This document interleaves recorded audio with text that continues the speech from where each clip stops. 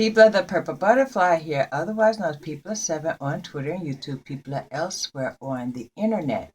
My blog is located at purplebutterfly-people.blogspot.com, and my subs, Purple Butterfly subs, can be located at people.etsy.com. And I got a request to show how I did the cassava's crown, and it occurs to me that's actually in the video 1291 for working with Cuban twist, but the lighting is a little bit funky in my room, so I'm going to do it again. But first, let me give you a 360 of the hairstyle. So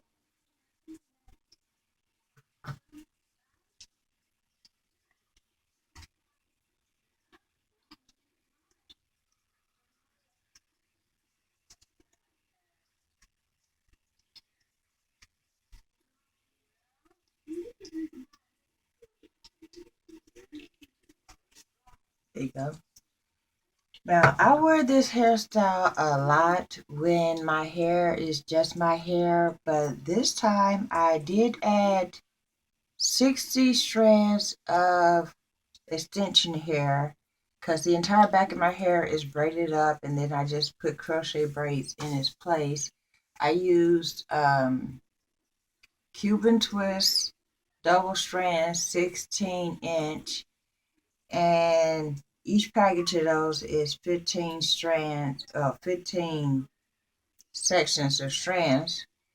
It's actually sections of stranded hair, and then you use those strands and then continue on. But since there's 4 of them times 15, 60. I don't do math well, but I can do that. But let me show you how this is done. There is no bobby pins or rubber bands or anything like that. But depending on the thickness of your hair, you can certainly use those. Okay.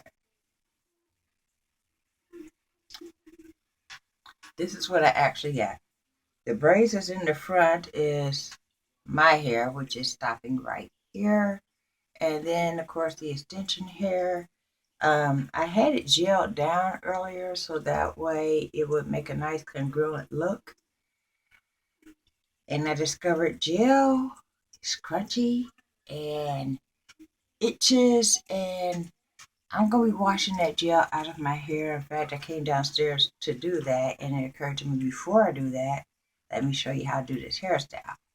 There's 2 ways of doing it. You can either go inward so that way it makes a small bun, or you can do it outward so it can make a high bun. So I'm going to show you the out first. Well, first I'm going to show you what we got going on. See, you want to make a part from here to here. And even if you don't braid the front of your hair, you still start here so that way you have some place to anchor the bun to. So basically, you split it in half. And if you're going inverted, you fold over and then over facing, the center of your head. But you're doing it piece by piece so that way it doesn't actually touch the center of your head. You'll see what I mean in a second. So by the time you get to the middle, you're pulling the sections down and then overlapping and pulling them down and then overlapping them. And you keep doing that until you end up with no sections to attach. You twist that and then you tuck it under or over, whichever way. When I do it this way, I usually find a place on the inside to tuck it.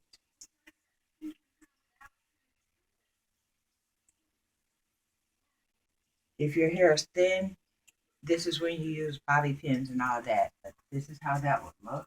Imagine these strands are not there, but that's how that looks. Looks like an inverted bun, basically.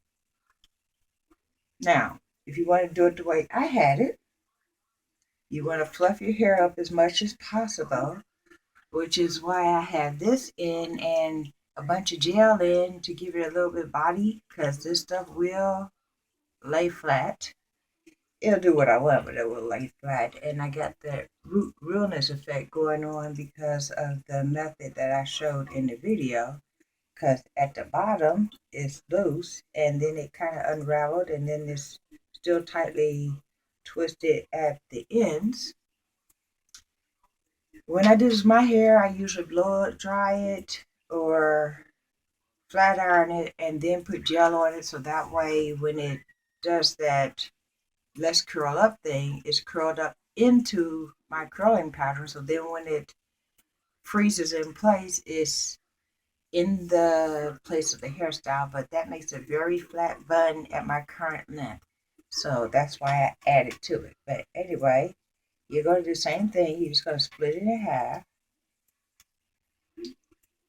Basically, you're going to make it look kind of like a spider web. You're going to have strands here, strands here, and strands here.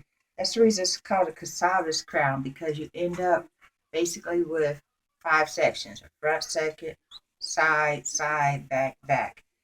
Because the way you do it, you're literally folding it in that way. You start with the back, which is section 1, and you go under this time. Then you grab some hair, sometimes in 4s. I do this enough where I don't have to count to 5. I just do it.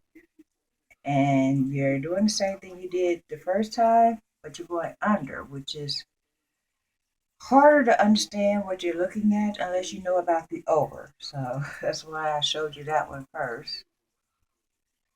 But you're doing the exact same thing. And since my hair has loose braids, the ends of the braids are sticking up, I could just incorporate that in.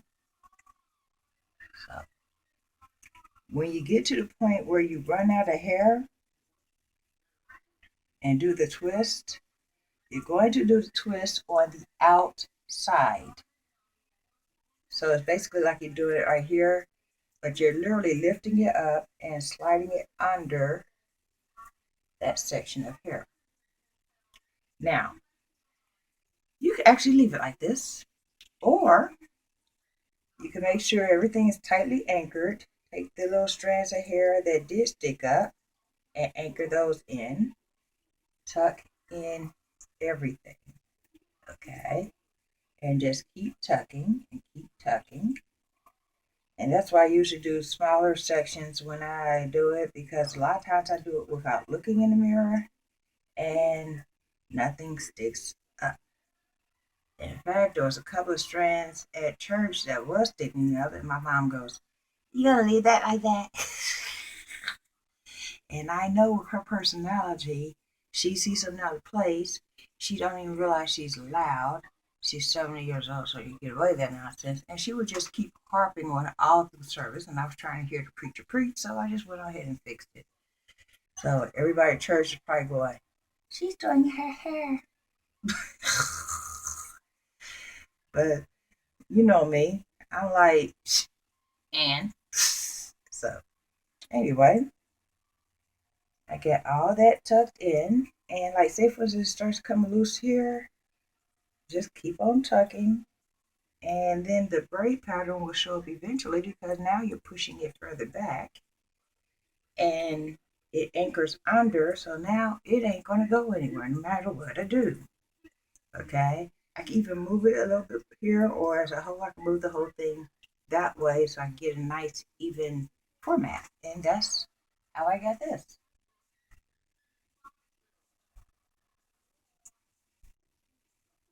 It's called the Reverse Cassava's Crown. I actually have a video of the cassava's crown way, way, way back, where my hair was not braided. It was just its natural state, and there was no braided hairline. So you can see what the hairstyle is supposed to look like. In fact, I'm going to find that video and put the link with this video. Or you could do it the way I did it today, which is the braided cassava's crown, or actually it's the reverse braided cassava's crown because you're reversing the pattern. The cassava's crown goes this way, this goes that way. But let me know what you think. This has been People 7 on Twitter, YouTube, people elsewhere on the internet. My blog is located at purplebutterfly-people.blogspot.com. And my soaps, Purple Butterfly Soaps, can be located at people.etsy.com. Y'all stay blessed and stay tuned. Bye now.